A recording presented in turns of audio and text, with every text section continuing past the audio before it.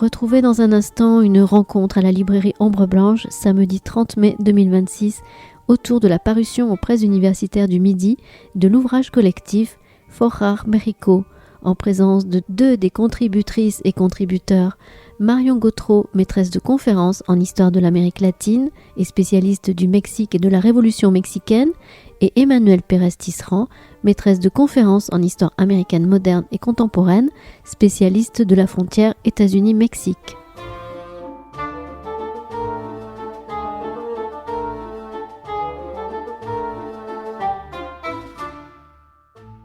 Bonjour à toutes et à tous, merci d'être présents et présentes à cette rencontre autour de ce livre paru donc aux éditions à paraître. Donc là vous l'avez en avant-première ici, donc si vous êtes intéressé pour vous le procurer, vous pouvez le faire à l'accueil de la salle des rencontres.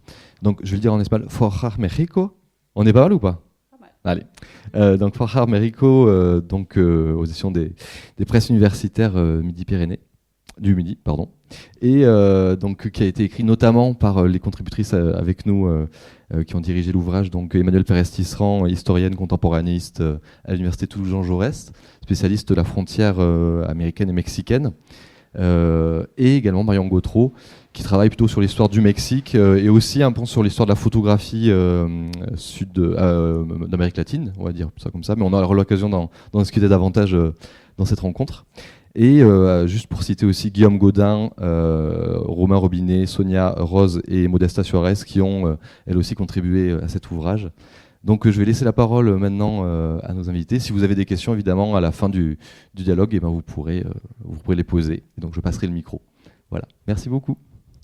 Bonjour à toutes et tous. Merci Maxime pour la présentation. C'est aussi une rencontre du cycle Americas, particulièrement consacré aux Amériques au sens large.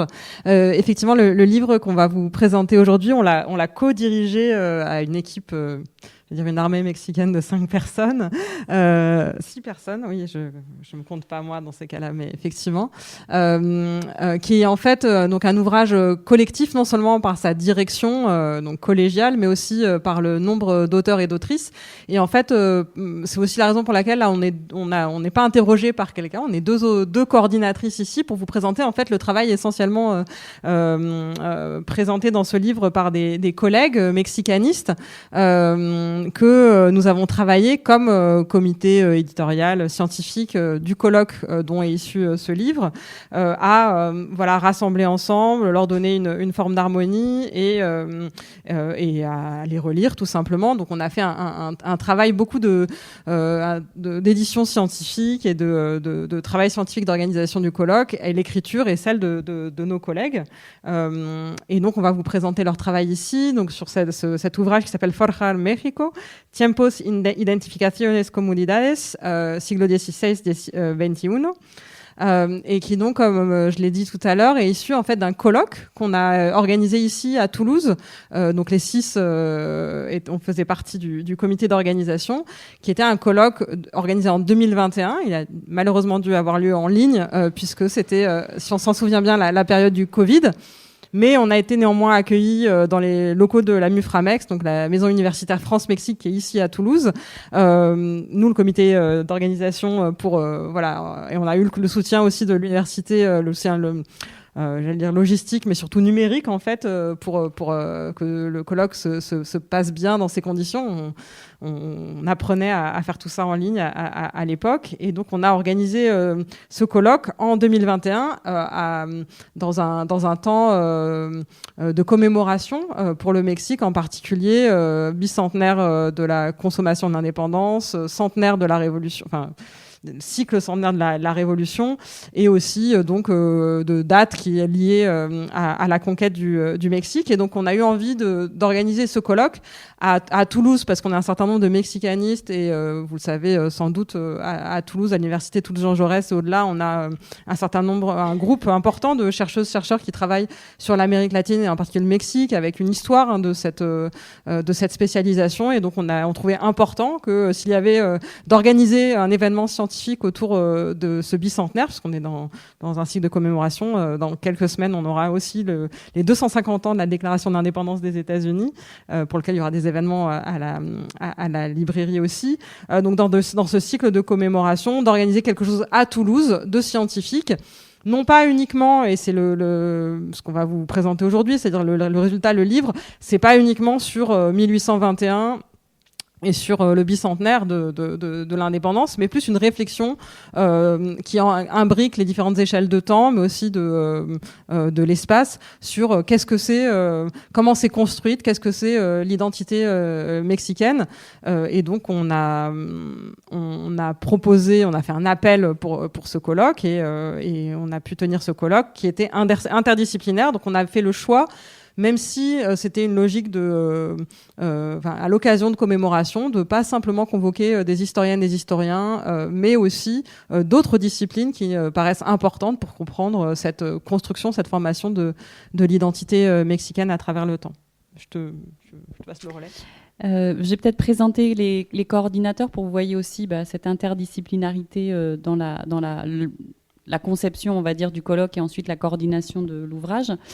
Donc Guillaume Gaudin, qui est historien ici à l'université Jean Jaurès, qui est spécialiste de la période coloniale et des liens entre l'administration espagnole et les colonies, aux Amériques, mais aussi les Philippines. Romain Robinet, qui est historien spécialiste du Mexique, qui a travaillé sur la Révolution mexicaine et les étudiants pendant la Révolution mexicaine, et aussi sur la question de l'indigénisme récemment au Mexique. Sonia, qui est à l'université d'Angers, Sonia Rose, qui était à l'université Jean Jaurès, tout juste retraitée, spécialiste de la question des intellectuels au Mexique, mais aussi dans d'autres pays d'Amérique latine, et des réseaux d'intellectuels. Et Modesta Suárez, qui est aussi récemment retraitée, qui était à l'université Jean Jaurès, et qui est spécialiste de poésie contemporaine et qui a beaucoup travaillé sur la question de l'engagement en poésie d'auteurs et d'autrices, de poètes latino-américaines, sur l'époque, le XXe siècle globalement. Et donc moi-même, peut-être qu'on va aussi en dire un petit peu un mot chacune de nos spécialités. Donc moi, effectivement, je suis historienne de la photographie, donc je m'intéresse à la question de la représentation en photographie des événements historiques ou d'un certain nombre d'événements qui vont pu se passer au Mexique ou en Amérique latine. Et je m'intéresse beaucoup à la question de la relation entre la presse et la photographie.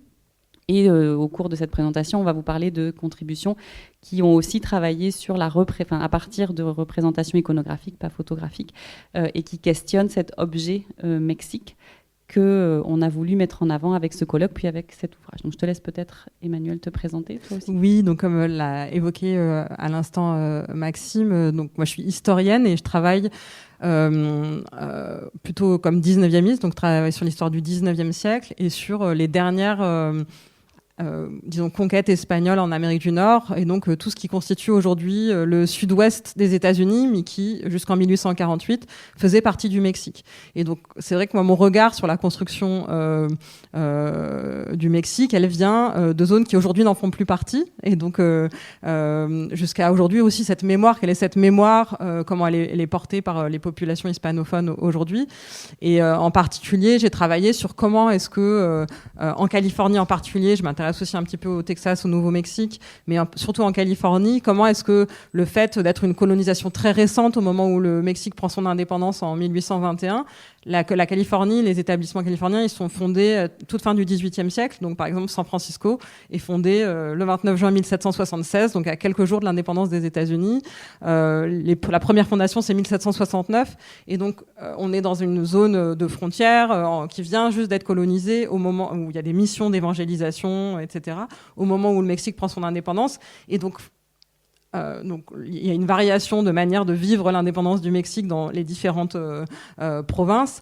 Mais c'est vrai que ce que j'ai étudié, ce qui m'a intéressé, c'est de voir comment est-ce que on construisait un rapport aussi différent à la nation quand on avait cette histoire en accéléré entre la colonisation et ce qu'on pourrait appeler l'indépendance, des formes de décolonisation ou d'évolution par rapport au rapport colonial, et donc notamment comment est-ce qu'on renégocie soudainement un rapport qui était par rapport au roi d'Espagne, par rapport à la capitale Mexico, comme on intègre le républicanisme et le fédéralisme dans cet accéléré de l'histoire. Et donc, une des choses qui effectivement m'a intéressée, notamment dans ce livre, c'est de voir comment est-ce que la déclinaison des échelles spatiales et temporelles, c'est-à-dire comment est-ce que cette histoire du Mexique, on l'écrit pas seulement depuis Mexico, depuis la capitale, mais aussi l'importance de regarder les différents États fédérés, anciennes provinces de la colonisation. Donc on va peut-être effectivement parler plus du contenu du livre maintenant et revenir sur quelques concepts qui ont sous-tendu notre appel à communication au colloque. Donc dire aussi que pendant le colloque, on a eu une vingtaine de contributions, je pense, j'ai pas regardé la liste, et que là, on est à une dizaine de contributions dans le livre. Donc souvent, c'est ce qui se passe quand des livres sont issus de colloques, on a souvent un grand nombre de communicants pendant le colloque, et ensuite on fait un travail de sélection aussi des articles qui vont être publiés. Et donc on avait mis au centre, parce que le colloque qui s'intitulait 2021, 1821, 1521, c'était le début du titre du colloque. On a vraiment posé des dates, donc ça partait beaucoup sur le concept de commémoration, l'idée de commémoration, qu'on était donc à 500 ans de la chute de Tenochtitlan, la capitale mexica, et qu'on était à 200 ans de la consommation de l'indépendance en 1821. Donc le titre de colloque était vraiment autour du concept de commémoration.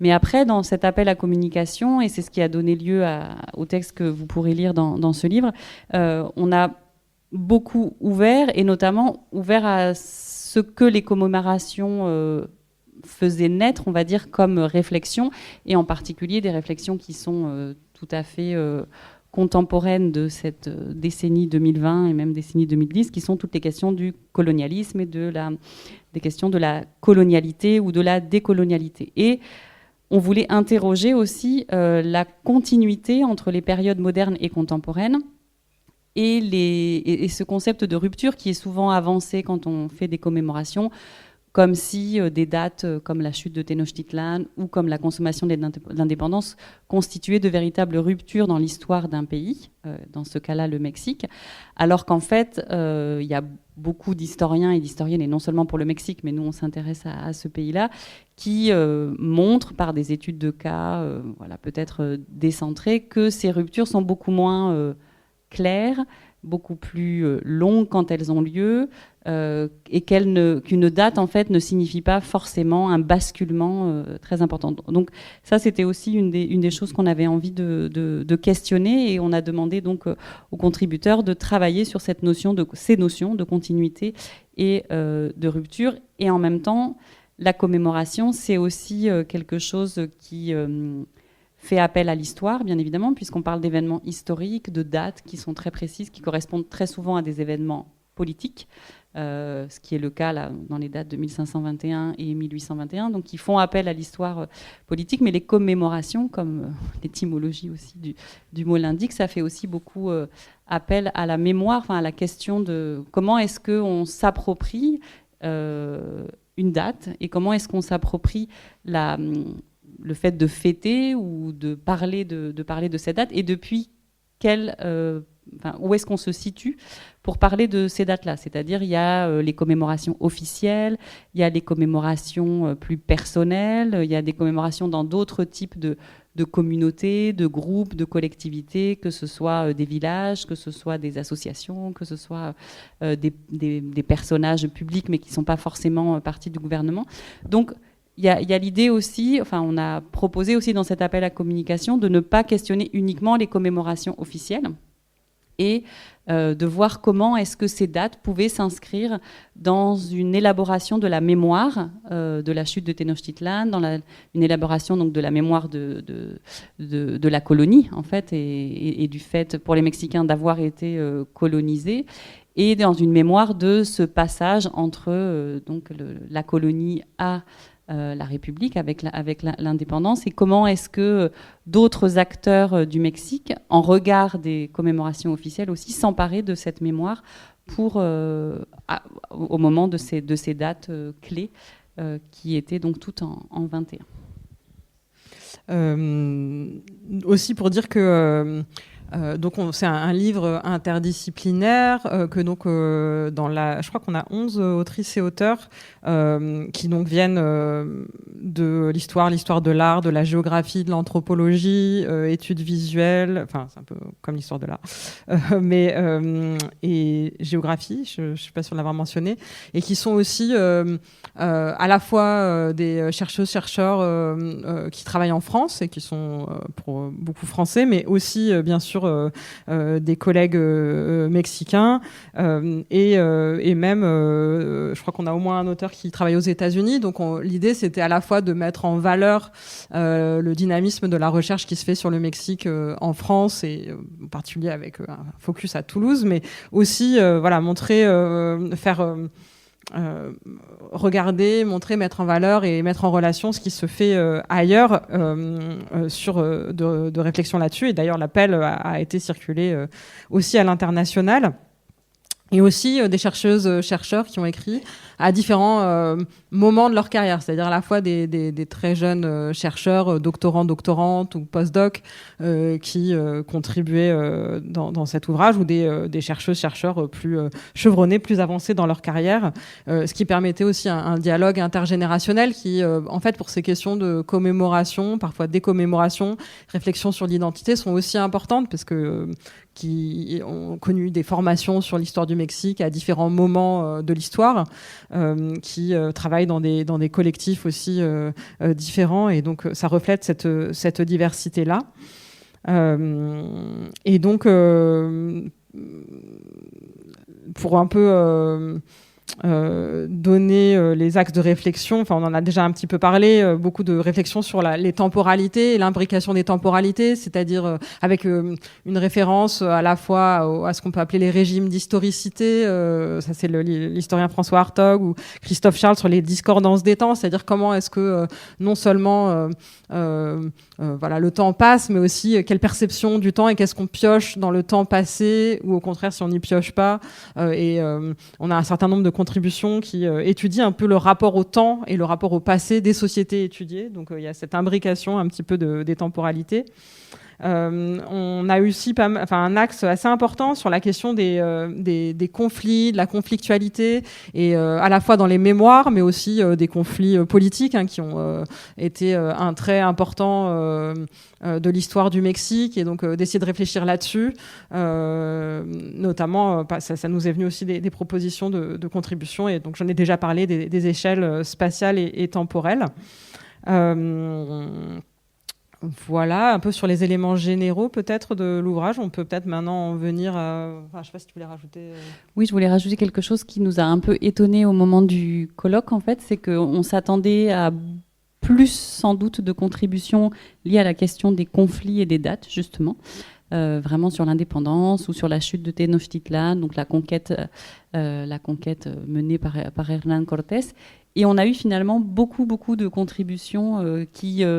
partait plus sur les chemins de traverse qu'on avait, un petit peu les perches qu'on avait tendues dans l'appel. Donc ça a été une bonne surprise, en quelque sorte. On voulait éviter que ce soit un colloque uniquement sur de l'histoire politique événementielle et sur la question de la nation, et que la seule entité, la seule unité, on va dire, qui soit questionnée, c'est l'État et la nation et cette échelle-là. Et donc ça a été une bonne surprise qu'on retrouve d'ailleurs dans le livre, parce que finalement, la plupart des contributions ne sont pas à l'échelle de la nation mexicaine et ne sont pas non plus sur de l'histoire politique, comme vous allez le voir. Et avant de te repasser la parole pour présenter donc la première partie, je voudrais juste redire le titre, le dire en français et expliquer le choix du terme, en fait, forjar. Donc le titre en espagnol, Forjar México, tiempos, identificaciones, comunidades, siglos XVI-XXI. Et en français, donc ce serait plutôt construire le Mexique, en fait, les temps, donc la temporalité, identification, comme des éléments qu'on a identifiés, et communauté, donc 16e, 21e siècle. Et ce thème de Forjar México, bon, il fait une référence à un auteur aussi mexicain, Manuel Gamio, qui a écrit un livre, Forjando México, qui se questionne beaucoup sur la question du nationalisme et de l'identité mexicaine. Donc il y a cette référence-là, même si c'est pas forcément une référence d'adhésion à ce qu'il écrit. Mais c'était l'idée de prendre le Mexique comme objet et comme un objet qui a été construit, qui est toujours en construction, qui est toujours un objet en devenir. Et parce qu'on pense aussi que les contributions de ce livre reflètent chacune à leur manière la façon dont les différents acteurs qui existent au Mexique, qui font des choses au Mexique, contribuent à la création de cet objet, à la définition de cet objet, qui est une définition forcément très complexe, qui a de multiples facettes et qui est un objet aussi controversé. Tout le monde ne parle pas du Mexique ou ne définit pas le Mexique de la même façon. Donc voilà, ça c'était pour expliquer le choix de ce verbe forjar pour le titre, qui à mon sens permet d'entrer dans le livre avec un certain angle d'attaque. Merci. Et on vous proposait de rapidement, sans vous faire un résumé de toutes les interventions, mais d'entrer un petit peu plus dans le livre aussi, pour vous donner envie, on espère, de le lire. Donc il est organisé en 4 parties qui nous permettent d'organiser cette dizaine de contributions. Et donc la première partie, on l'a intitulée Discordancias de Tiempos. Donc on y trouve deux contributions, 2 chapitres par 2 collègues, Gabriela Goldin-Markovic et Patrick Lèbre, qui en fait sont intéressantes parce qu'elles sont situées un peu de part et d'autre du moment de l'indépendance, avec la première contribution qui se focalise sur la découverte d'une statue préhispanique en 1790, et donc qui interroge un peu le rapport à la conquête et à la période préhispanique dans le Mexique, en quelque sorte pré-indépendance, mais à un moment quand même de début des révolutions atlantiques, avec des révoltes, la révolution états-unienne, enfin de création des États-Unis, la révolution française, et des premières révoltes, et qui étudie un petit peu justement un rapport conflictuel avec ce passé-là. On ne sait pas trop quoi en faire, on ne sait pas trop s'il est dangereux, mais en même temps, on a une attitude de la part des élites savantes de préserver ce passé-là malgré tout, et d'en faire un instrument d'éducation, de démontrer aussi la présence d'une communauté un peu scientifique, historienne au Mexique, et un instrument aussi disent-ils de civilisation des populations indigènes, et en même temps il y a un potentiel, le potentiel un peu dangereux est perçu dans ce contexte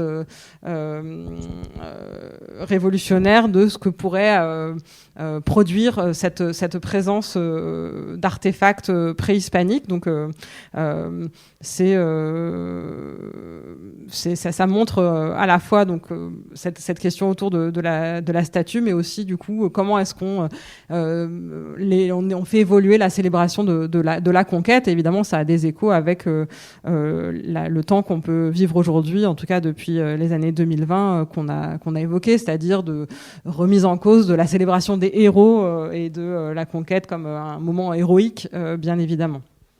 Et pour la contribution de Patrick Lèbre, il revient en fait sur un écrit de Bustamante, qui est un des grands hommes politiques justement des débuts du Mexique indépendant, mais qui est aussi un historien, enfin en tout cas qui se veut historien, qui écrit des ouvrages d'histoire, et donc un ouvrage qui s'appelle Texcoco en los últimos tiempos de sus antiguos reyes, et qui en fait est un plaidoyer pour faire de Texcoco la véritable capitale du Mexique indépendant en se référant à l'histoire de la conquête. Et donc là aussi, c'est une manière de comment est-ce que l'histoire de la conquête peut jouer, alors cette fois-ci on est après l'indépendance, donc dans la construction du Mexique indépendant de la part donc, de Carlos María Bustamante. Voilà, peut-être que je te laisse avancer. Alors la deuxième partie, elle s'intitule « Construire la indianidad, movilizar la alteridad », donc construire l'indianité, mobiliser l'altérité. Donc on a eu beaucoup de contributions sur des questions liées alors ce qu'on va appeler les communautés indigènes. La terminologie est toujours un petit peu difficile à choisir. Bon, ce qu'au Mexique, on appelle assez facilement los indígenas ou las comunidades indígenas. Et là, on a deux contributions, donc c'est très intéressant sur les temporalités. On a deux contributions qui s'occupent de temporalités très différentes, une sur le XVIIe et une autre sur le XXIe siècle, mais qui finalement étudient le même type de rapports, qui sont les rapports entre les communautés indigènes et l'administration centrale. Donc le premier texte de Francisco Laguna Álvarez, qui est donc le collègue de l'Université de Californie à San Diego, s'intéresse à un tribunal ecclésiastique qui a été fondé en 1675 et à la façon dont les communautés indigènes au XVIIe siècle s'emparent de cet outil juridique qu'est ce tribunal ecclésiastique pour essayer de revendiquer des droits.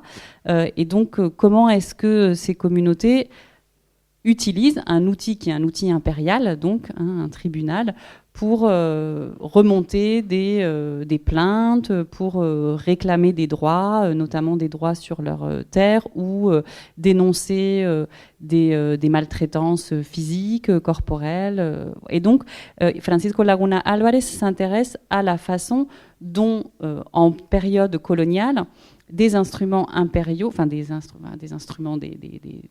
constructions, on va dire, administratives, religieuses et impériales, donc imposées par la couronne espagnole, vont permettre finalement une relation déjà entre les colonisés et les personnes qui les administrent, et vont être un outil de revendication pour ces communautés indigènes. Et 4 siècles plus tard, donc au XXIe siècle, Magali Demanger, qui est une collègue anthropologue, donc elle qui n'est pas historienne de l'université de Montpellier, s'intéresse d'une façon un peu similaire, je trouve, à le rituel del Día de Muertos, donc du jour des morts ou du jour des défunts, dans une communauté. Donc c'est une étude de cas très précise dans la commune de Huautla, qui est dans la Sierra Mazatec de Oaxaca, qui est une commune qui a été reconnue comme Pueblo Mágico Indígena, donc un village magique indigène, qui est une appellation, un label du ministère du Tourisme mexicain, donc qui a été reconnu comme Pueblo Mágico Indígena en 2015. Et elle s'intéresse à la tension entre la façon dont les écoles vont célébrer ce jour des morts. Comment est-ce que des écoles qui sont des écoles bilingues, donc qui travaillent en espagnol et en mazatèque, j'imagine, c'est pas précisé, il me semble, dans son chapitre. Et comment est-ce que ça entre en tension avec la rhétorique, le discours national sur le jour des morts, qui est un objet aussi de patrimonialisation et qui est un objet de promotion du Mexique, tant sur le plan national que sur le plan international, notamment pour des raisons touristiques. Donc le jour des morts et la commémoration ou le rituel du Día de Muertos a été reconnu par l'UNESCO comme faisant partie du patrimoine immatériel de l'humanité. Il a été labellisé aussi, ce Día de Muertos, par l'UNESCO, mais pour les écoles, elles tentent de faire revivre un passé indigène, qui est donc aussi la façon dont dont leurs ancêtres commémoraient ce jour des morts. Et c'est bien évidemment un patrimoine vivant, c'est-à-dire qu'il y a eu des jours de mort tous les ans depuis plus de 500 ans. Et donc à chaque fois, en fonction des époques, ça s'est recréé, s'est revisité, ça évolue au fil du temps. Donc elle s'intéresse aussi à cette tension entre une administration centrale, le ministère du Tourisme par exemple, et comment est-ce que le ministère du Tourisme va vendre cet objet qui est le jour des morts, et comment des communautés indigènes vont, elles, vivre et tenter de faire vivre dans leur commune, dans leur communauté, qui est elle-même très touristique, un moment, un rituel qui correspond pas uniquement à un folklore touristique, mais qui correspond à un enracinement pluriséculaire de tradition de la communauté. Donc, il me semble que la mise en regard de ces deux textes, la mise en regard de ces deux textes à 4 époques différentes montre bien comment aussi il y a toujours cette tension qui peut exister entre, même voilà, en temps d'empire ou en temps d'État-nation indépendant, des tensions qui existent notamment entre les communautés indigènes et les administrations centrales. Pour alterner la parole, je vais vous emmener tout de suite sur ce qui est la 4e partie, mais bon, on n'est pas obligé de le faire dans l'ordre, qui s'appelle Représenter la nation, Representar la Nation, qui est évidemment une thématique importante par rapport au projet du livre, et dans laquelle on a 3 contributions, mais qui s'enchaînent assez bien aussi avec l'épilogue écrit par Erika Pagni, dont je parlerai tout à l'heure. Et donc, on a des contributions ici qui s'intéressent à la fois au rôle de l'écriture de l'histoire dans la fabrique de la nation. Ça, c'est une thématique qui, en France en tout cas, est assez connue sur la manière dont les historiens contribuent à mettre en place un roman national. Mais ici, on a un aspect qui rend la chose un petit peu moins classique, puisque notre collègue Ricardo Ledesma Alonso, qui est à la UNAM, je crois, si je me souviens bien, compare en fait deux acteurs politiques et historiens du 19e siècle, Lucas Alaman et Francisco Adolfo de Van Hagen, et donc le cas mexicain et le cas brésilien. Donc d'un point de vue d'un acteur politique plutôt dans le camp conservateur ou en tout cas modéré, comment est-ce qu'on écrit l'histoire notamment des indépendances, et en montrant que c'est beaucoup plus complexe, plus compliqué que ce qu'on pourrait imaginer comme interprétation. Donc la comparaison ici, elle est intéressante et nous fait un peu sortir simplement du cas mexicain. On a aussi une contribution d'une collègue allemande, Silke Hensel. J'ai oublié son rattachement, mais tu retrouveras. Je ne sais plus dans quelle université allemande elle exerce, mais sur le rôle des conflits politiques. Et donc je l'ai évoqué tout à l'heure, la conflictualité politique au début de la construction de la nation est un peu une thématique qui est classique dans l'histoire du 19e siècle mexicain. Et ici, elle montre en fait, et ça fait écho aussi avec des travaux que j'ai pu mener, comment en fait cette conflictualité n'empêche pas nécessairement la construction d'une nation, et qu'au contraire, cette conflictualité politique montre une manière pour les citoyens ou les communautés civiques de s'approprier le politique et d'être véritablement des acteurs du politique, et en particulier dans le cadre du fédéralisme. Et donc en fait témoigne en réalité de pratiques partagées, hérité bien sûr aussi de pratiques politiques pré-indépendance sous la couronne espagnole, mais comment en fait cette pratique partagée du politique contribue à la formation d'un imaginaire politique partagé, de pratiques politiques partagées. Et donc elle prend un peu à revers finalement cette question du manque d'unité, des difficultés de la construction nationale, en disant effectivement on a ces difficultés, cette conflictualité, mais elle témoigne aussi de formes d'unité dans la manière de percevoir le politique, qui conduisent donc à des conflits, et donc elle complète, enfin elle adopte un autre point de vue.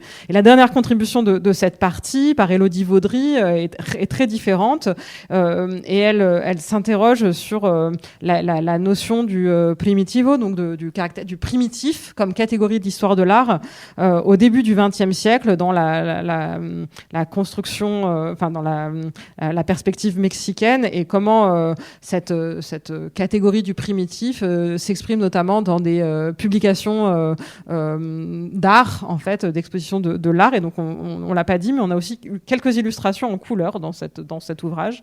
Et notamment, Élodie Vaudry nous propose et commente quelques couvertures de ces revues, de ces publications d'histoire de l'art. Alors, la troisième partie, donc c'était juste pour alterner la parole, mais la troisième, et donc ça va être la dernière partie qu'on va présenter, s'intitule Cuestionar el mestizaje, donc questionner le métissage. On a également 3 contributions. Donc je vais me centrer sur les 2 premières qui sont en lien avec la représentation iconographique entre le monde préhispanique et le monde colonial, et une dernière contribution de Mathieu Picasse qui travaille sur comment est-ce que les Mayas, à la fois dans le passé et dans le présent, appréhendent les monuments archéologiques et notamment donc les lieux, les sites archéologiques qui sont aujourd'hui des objets de tourisme de masse, comment ils l'appréhendent par rapport à leur propre histoire. Mais je vais me centrer un petit peu, parce que c'est en lien aussi avec ma spécialité en histoire de la photographie et donc en question iconographique, sur les deux premières contributions. Donc la première, c'est une contribution d'Élise Haddad de l'EHESS qui s'interroge sur la couleur de la peau dans les codex, dans les premiers codex qui ont été faits très précisément entre 1570 et 1580. Donc encore une fois, c'est une étude de cas très précise. Et elle questionne, elle interroge quel est le rôle, que signifient les significations de la couleur de la peau et donc forcément de la gamme chromatique de la couleur de la peau qu'on peut retrouver dans ces codex qui sont donc élaborés en période coloniale, la chute de Tenochtitlan 1521, je rappelle. Donc on est à peu près 50 ans après la fin, on va dire, de la conquête, oui, par Cortés. Et ce qui est intéressant dans ce texte, c'est qu'elle montre qu'on passe qu'il y a une cohabitation plutôt qu'une évolution. Il y a une cohabitation entre des significations préhispaniques où la couleur claire de la peau était réservée aux femmes et la couleur plus sombre était réservée aux hommes, donc qui n'était pas du tout une connotation raciale que nous on pourrait avoir a priori, mais qui était plutôt une signification de genre. Cohabite avec une autre signification qui est le rapport, l'identification des divinités en fonction aussi des couleurs de la peau. Donc les couleurs de la peau qu'on utilise dans ces représentations, dans ces codex, vous avez des représentations en couleur là dans le livre, associer certains personnages à certaines divinités ou à certaines croyances. Et puis la signification qui serait la plus, on va dire, évidente pour nous à l'heure actuelle, qui est la différenciation à travers la couleur de la peau entre les Espagnols et les Indiens, avec bien sûr des Espagnols à la peau beaucoup plus claire et des Indiens avec la peau beaucoup plus sombre.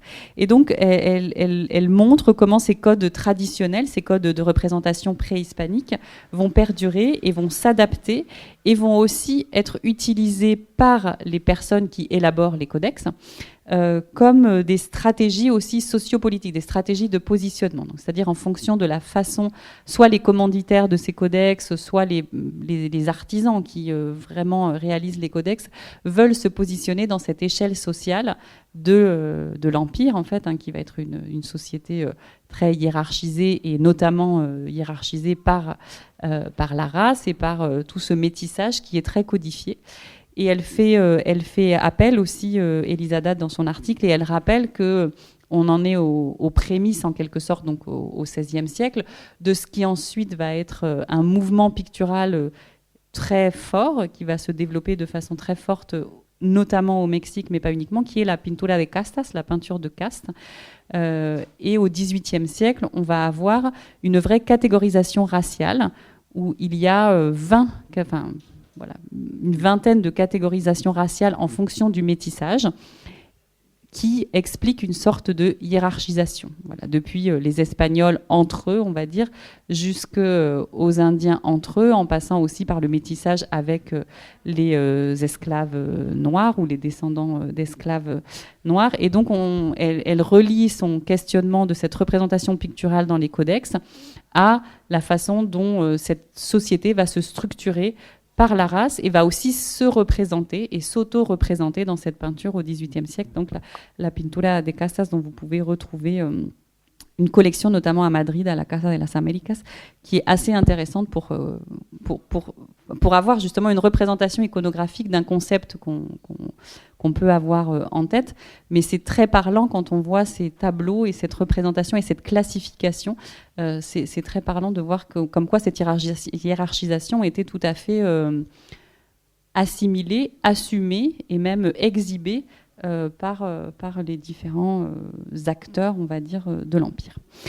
Et la deuxième contribution donc, de Fiona Pugliese, qui est une collègue du département d'études hispaniques et hispano-américaines d'ici de Jean Jaurès, est une contribution sur une déesse préhispanique qui s'appelle donc la Chalchicuitle, qui est une déesse des eaux, qui était en rapport, voilà, une déesse, encore une fois, aux multiples significations, puisqu'elle rappelle aussi, Fiona Pugliese, que le panthéon préhispanique était un panthéon où chaque divinité était rarement associée à un seul élément ou à un seul, on va dire, une seule entité, mais que c'était toujours des divinités très polyfacéticas, comme on dit en espagnol, polyfacétique.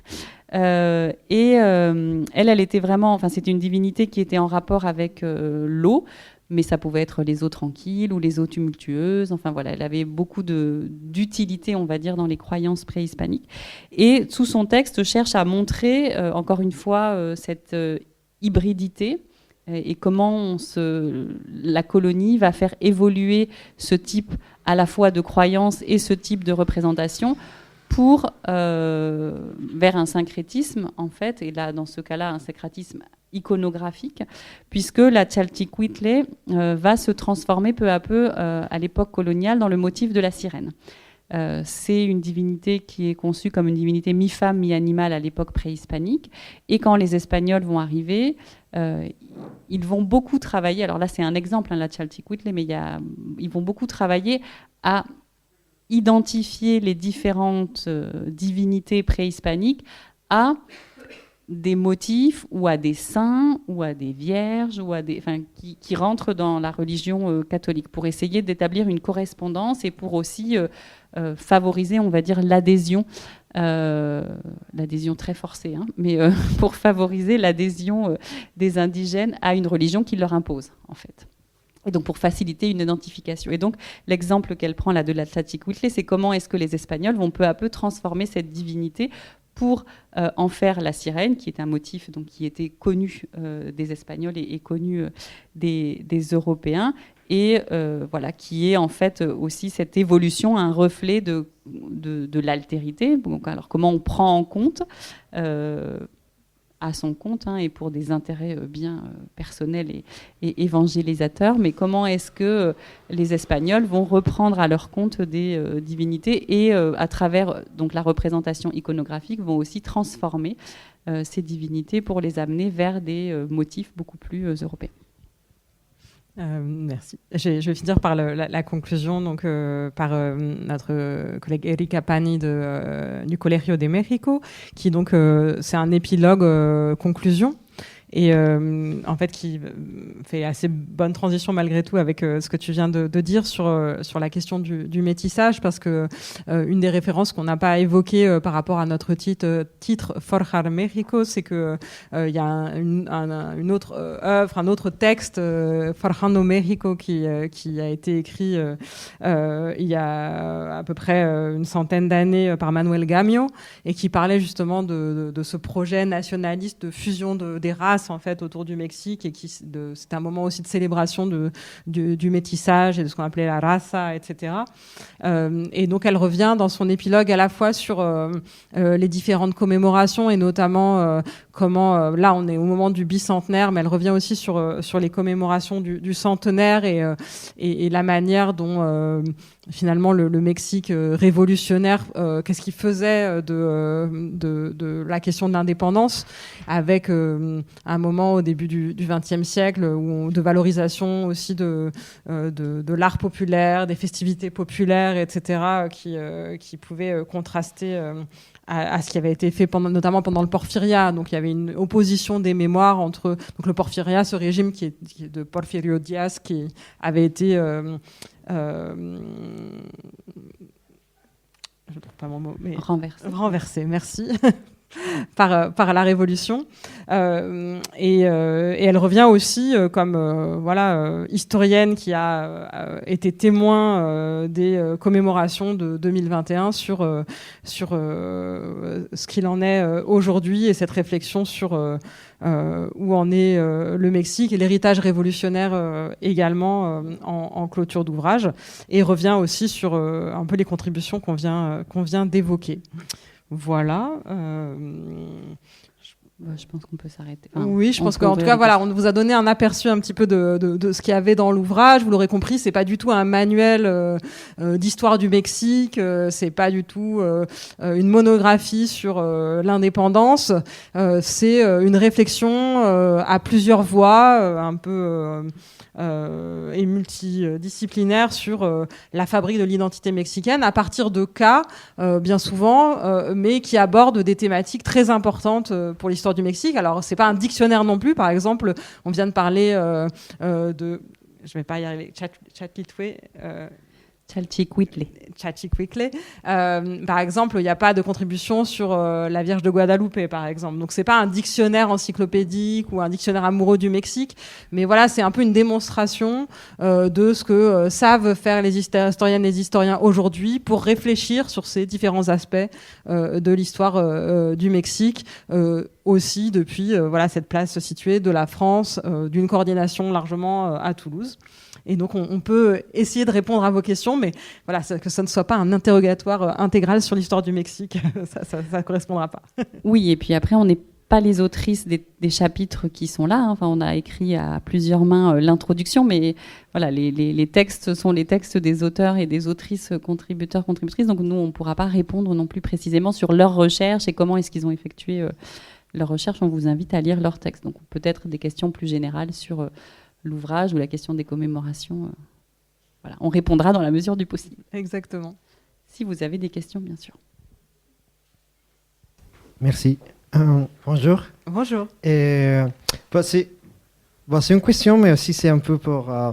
je ne sais pas si dans le livre, il parle un peu de... rien d'Octavio Paz et son idée de...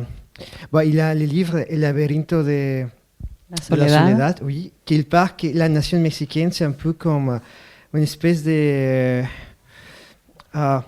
créé à partir de la conquête, comme une espèce de viol presque de partie des Espagnols à les peuples indigènes.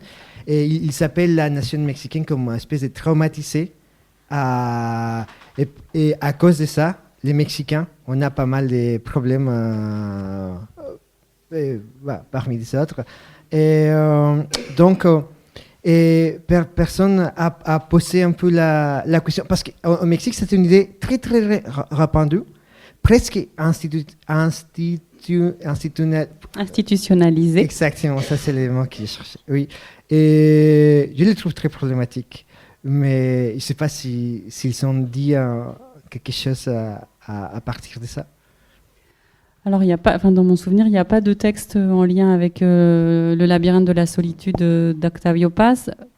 Forcément, c'est un texte sur cette question-là de l'identité nationale mexicaine. C'est un texte incontournable, bien évidemment. Il ne me semble pas qu'au colloque non plus, on ait eu travail sur ça. Et nous, on a essayé de ne pas mettre la question de l'identité non plus au centre, je crois, de réflexion, enfin d'ouvrir à d'autres choses. Donc oui, le postulat d'Octavio Paz, c'est le postulat d'un traumatisme. Il utilise le mot de viol, voilà, viol des peuples indigènes par les Espagnols, mais c'est aussi en même temps un manifeste un peu pour le métissage. Enfin, c'est-à-dire que dans El laberinto de la soledad,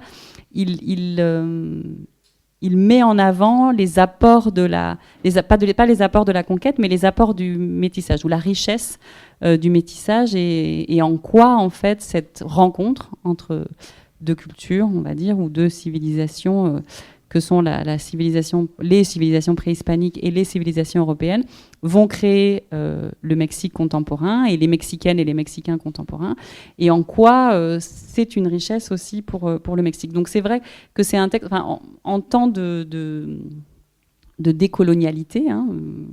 El laberinto de la soledad a été écrit en 1950. Donc ça fait 76 ans. Beaucoup d'eau a coulé sous les ponts. Beaucoup de questionnements ont surgi depuis les années 50 sur la question justement du colonialisme. Donc c'est un texte qui est aussi très controversé, qui reste un texte fondateur, et puis qui surtout est un texte fondateur du moment où il a été, qui est un texte référence, je voudrais dire plutôt, du moment où il a été écrit. En 1950, on est à 30 ans de la fin de la Révolution mexicaine. Les discours officiels sont encore complètement imprégnés de la Révolution mexicaine, qui a créé des discours de mise en valeur du passé préhispanique, et donc de mise en valeur, qui n'est qu'un discours, de l'Indien. Parce que dans les faits, la mise en valeur et le respect et le retour de la terre aux paysans indiens n'a pas beaucoup existé entre les années 20 et les années 50, mais il y a un discours officiel qui se fonde vraiment sur ça. Et Octavio Paz fait partie, en fait, en quelque sorte, de cette, on va dire, fait partie de cette lancée sur la revalorisation du passé préhispanique et de l'influence préhispanique, mais il valorise aussi beaucoup l'échange et la richesse de cet échange. Aujourd'hui, c'est une idée qui est sans doute plus difficile à défendre, ou en tout cas qu'on ne pourrait pas défendre de la même façon que l'a défendu Octavio Paz dans El laberinto de la soledad. Oui, bonjour. Est-ce que les gens qui ont écrit ce livre, en fait les auteurs, collaborateurs, ils ont déjà vécu au Mexique? Alors, on ne connaît pas la vie de toutes les personnes qui... Alors, il y a plusieurs Mexicains, si je ne me trompe pas. Donc, Erika Pani, Francisco Laguna Álvarez, Gabriela Goldin-Nossi Markovitch, je pense. Non, je sais pas si... Non. Oui, d'origine. Voilà. Après, les chercheurs français comme Patrick Lèbre, Magali Demanger, Fiona Pugliese, Élodie Vaudry, pour ceux que je connais le mieux, sont des personnes qui font du terrain au Mexique. Alors, je sais pas s'ils ont vécu très longtemps, ni combien de temps, j'ai pas ces données personnelles, mais sont des chercheurs qui font du terrain très régulièrement au Mexique, et qui collaborent beaucoup avec des chercheurs aussi mexicains. Non, je posais cette question parce que, en fait, vous avez utilisé beaucoup de mots savants que parfois je ne comprenais pas, et je me disais comment arriver à qu'un public comme moi, par exemple, puisse digérer ce genre d'ouvrage très savant, c'est-à-dire que les informations qu'eux ils utilisent, ils les sortent d'autres livres ou des gens qui vivent leur propre histoire, c'est-à-dire du peuple, des gens qui vivent, des gens vivants. Par exemple, moi je vous invite à lire justement le texte de Magali Demanger sur le jour des morts. Voilà. Donc après, c'est un ouvrage de recherche, on est bien d'accord. C'est pas un ouvrage... donc là, on est dans une rencontre avec le public qui n'est pas un public de chercheurs et de chercheuses, en tout cas pas que, et on en est très contente. Mais l'ouvrage a été pensé comme un ouvrage de recherche, et donc il y a une différence entre des ouvrages de chercheurs qui peuvent écrire pour le grand public, quand c'est la consigne, on va dire, et des chercheurs qui écrivent dans une écriture scientifique. Mais je vous invite, en fait, je pense qu'il ne faut pas avoir peur non plus Alors, c'est mieux de lire un article qu'un ouvrage entier de chercheurs pour commencer, peut-être si vous n'avez pas l'habitude de l'écriture scientifique, parce que c'est comme la nouvelle et le roman, c'est plus court. La nouvelle que le roman, et l'article ou le chapitre d'ouvrage, c'est plus court qu'un livre entier, mais c'est souvent pas si... ça fait peut-être un peu peur, mais c'est souvent pas si compliqué que ça. Voilà, cet article de Magali Demanger, certes, elle utilise des concepts qui vont peut-être vous paraître abstraits, mais qu'elle explique. Donc, elle utilise un concept, elle définit ce concept, elle dit à quoi il lui sert. Parce qu'en fait, l'utilisation de concepts en recherche, c'est pas fait normalement pour faire jargonnant ou pour faire joli. C'est parce que c'est des mots, des termes qui renferment des significations, qui nous aident à comprendre des processus. Voilà. Donc elle reprend par exemple un terme, le terme de communalité, dont on n'a pas parlé, qui va vous paraître un terme très scientifique, qu'effectivement dans la vie quotidienne, personne n'utilise, la communalité, mais qui est un terme dont se sont appropriés justement des communautés indigènes au Mexique pour parler de leur façon de vivre en communauté et de vivre en commun et de revendiquer des droits qui sont des droits collectifs, qui sont très importants pour les communautés indigènes et ces droits collectifs ont été beaucoup bafoués par l'Empire et puis par l'État indépendant mexicain. Et donc, les communautés elles-mêmes créent des termes qui leur permettent d'identifier leurs pratiques et qui leur permettent aussi de discuter d'un point de vue administratif, on va dire, ou d'un point de vue juridique, avec des autorités auxquelles ils ont affaire pour défendre leurs droits. Mais voilà, je pense qu'il ne faut pas avoir peur d'essayer de lire un article, de se confronter à ces termes que vous appelez savants, de se confronter à des termes qui ne sont pas des termes du langage courant, on va dire, mais qui la plupart du temps dans les articles sont définis. Et voilà, tout le monde arrive à comprendre la définition du terme et l'usage qu'en font les chercheurs pour éclairer les processus qu'ils sont en train d'analyser. Juste pour compléter aussi, merci beaucoup pour votre question. Effectivement, c'est un ouvrage scientifique, mais alors d'une part, les chapitres sont assez courts. Et donc, comme disait Marion, si on veut commencer par juste lire un chapitre, une contribution, c'est assez court et donc ça permet d'entrer dans un sujet avec d'entrer sur un cas d'étude et notamment dans le cas de l'anthropologie, les auteurs, autrices utilisent les termes des personnes avec qui ils se sont entretenus et donc on peut les partager parce qu'ils sont publiés dans l'article. Et on a fait, en plus du choix de ces contributions assez courtes, vous voyez, par rapport à un livre universitaire, c'est assez petit, donc c'est pas trop intimidant, même si je conçois que ce soit un effort et ça prend du temps, il faut entrer dedans. Et on a fait le choix aussi que ce soit écrit en espagnol. Donc tout le livre est en espagnol. Au départ, ou pendant le colloque était en français et en espagnol. Et notamment les contributeurs et contributrices français qui travaillent en France ont plutôt dit leur texte, enfin en tout cas fait leur communication au colloque en français. Mais on a demandé à tout le monde de le traduire ou de le faire traduire en espagnol, dans l'idée que malgré tout, un travail qui porte sur une réflexion même scientifique sur la formation, la fabrique du Mexique était plutôt pertinente, disons, d'être écrite en espagnol au moins. Après, peut-être un jour une traduction en français, mais en tout cas qu'elle soit accessible et lisible en espagnol pour avoir cet échange-là, effectivement, avec les personnes directement concernées, c'est-à-dire les Mexicains. Nous, on est, en tant que scientifiques, on se spécialise sur l'histoire du Mexique et on pense que c'est très enrichissant de pouvoir observer l'histoire, enfin observer, travailler, échanger autour de l'histoire d'autres nations, d'autres pays avec nos outils, parce que ça permet, ne serait-ce que comme enseignante et chercheuse, de donner des cours d'histoire du Mexique à nos étudiants, de former des étudiants, j'en vois ici, en histoire du Mexique, et qu'après ça nourrisse ces échanges.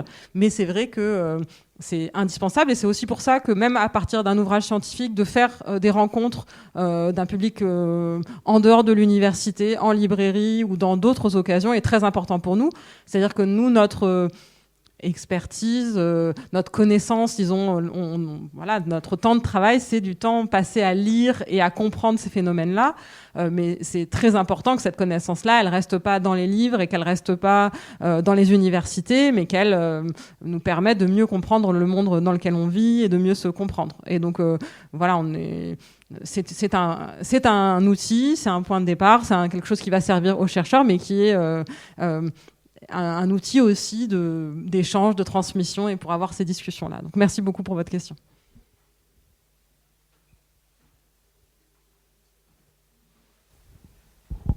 Bonjour.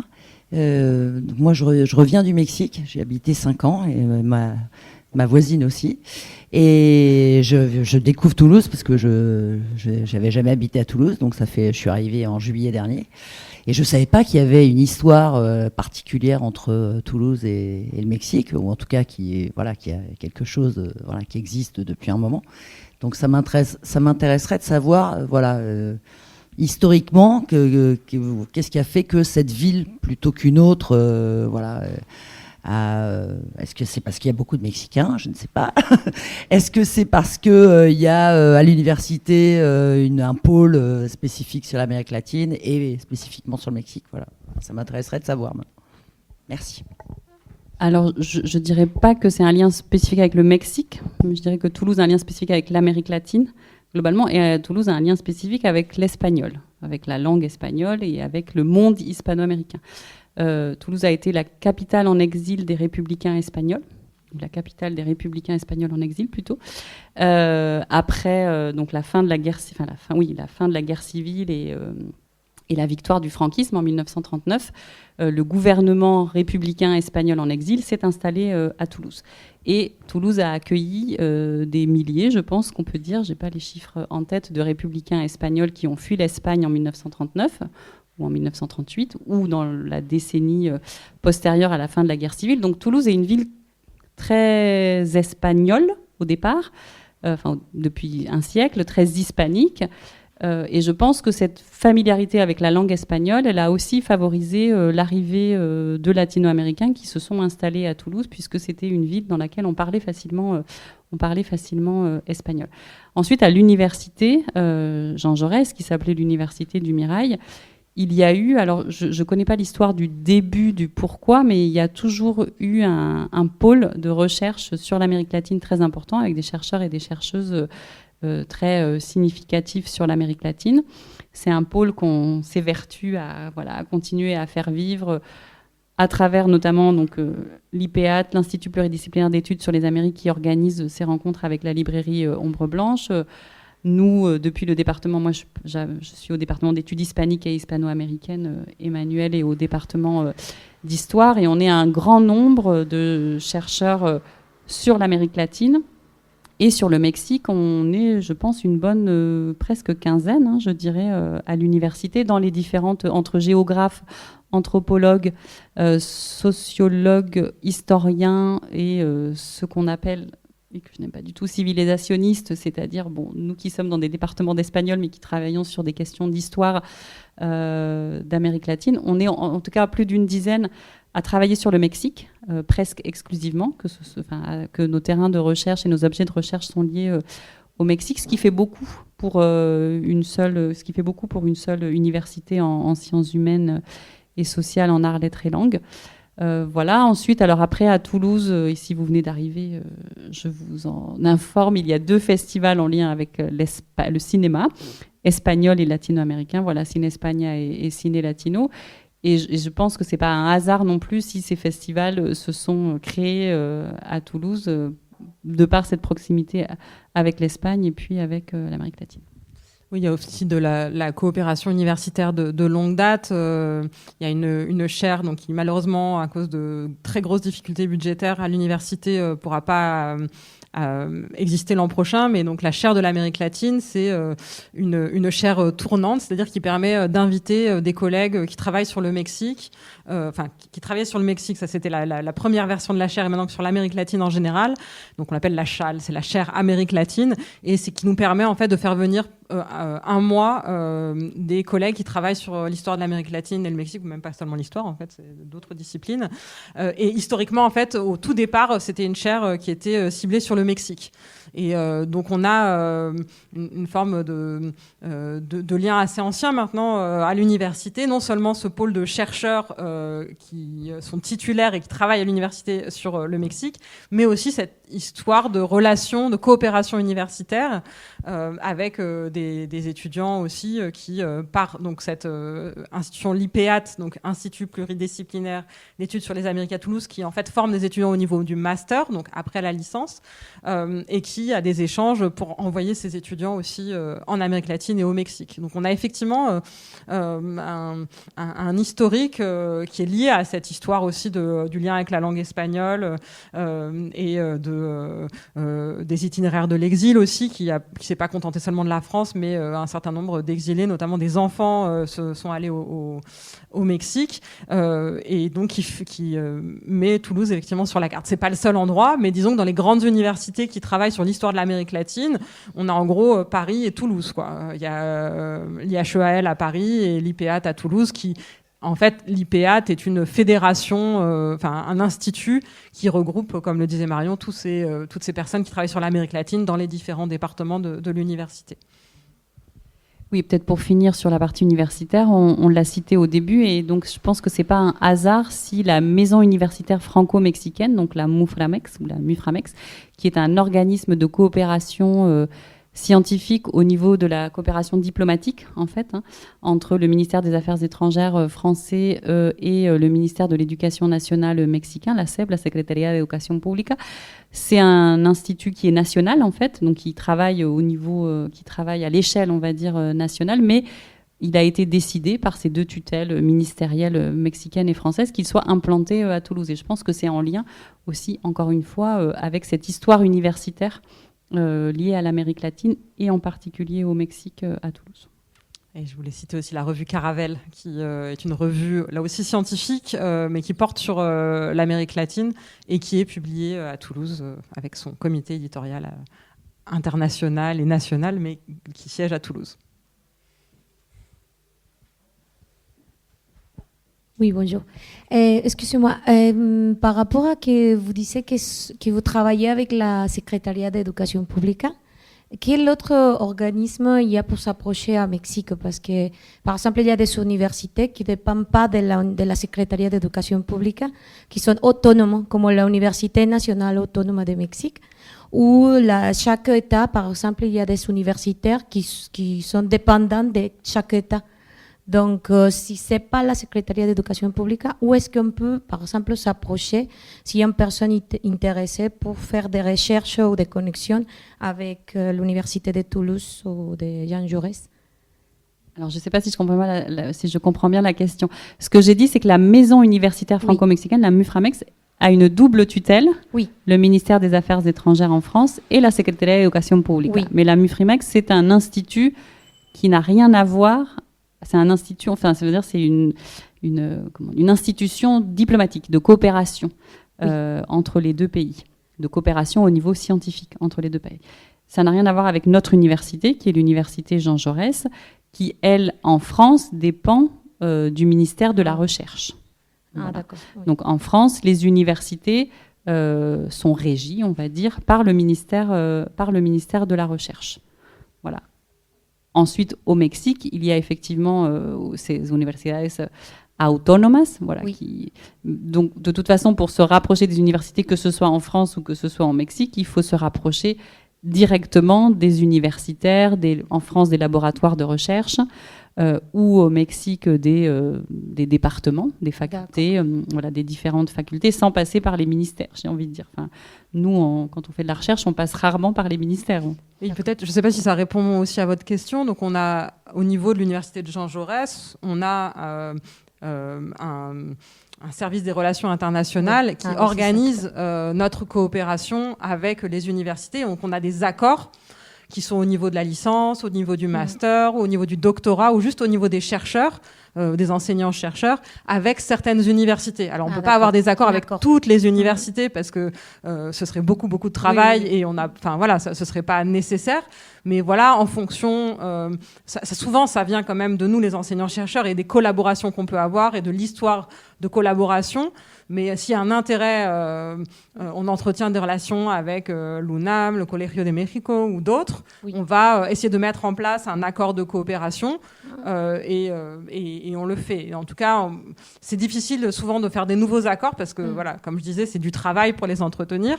Mais la liste des accords que, par exemple, Jean Jaurès a est sur notre site des relations internationales et admettons que vous soyez quelqu'un qui est intéressé pour faire un échange universitaire, vous pouvez consulter le site de l'université Jean Jaurès ou d'autres universités pour voir quels sont leurs échanges et si y a un échange avec l'université au Mexique, par exemple, qui vous intéresse. Ça peut être... je ne sais pas si c'est ça qui était derrière votre question. Oui. C'est surtout s'approcher du coup au site de l'université pour voir s'il y a une convention ou une relation directe entre une université mexicaine et l'Institut de Jean Jaurès. Voilà, par exemple, ou simplement s'adresser à un enseignant-chercheur qui travaille avec cette université. Ou voilà, ça peut passer à la fois par le côté institutionnel de l'université ou plus par le bas, par quelqu'un avec qui vous voulez travailler et qui saura s'il y a des accords ou pas avec cette université. D'accord, merci. Bon, je pense qu'on va rendre l'antenne. Merci beaucoup à Marion Gautreau et Emmanuel Pérez-Tisserand pour ce dialogue, pour cette rencontre. Merci à vos questions aussi qui étaient tout à fait intéressantes. C'est pas toujours le cas. Ils vont pas dénoncer personne. Je pense qu'on peut applaudir nos deux intervenants. Merci beaucoup. Merci. Merci beaucoup. L'ouvrage collectif Fort Rare Mérico est édité aux Presses universitaires du Midi. Vous avez pu entendre à l'instant deux de ses contributrices et contributeurs, Emmanuel Pérez-Tisserand et Marion Gautreau, enregistrés à la librairie Ombre Blanche, samedi 30 mai 2026. Réalisation et mise en onde de la rencontre Radio, en partenariat avec Radio Plus et Radio Terre.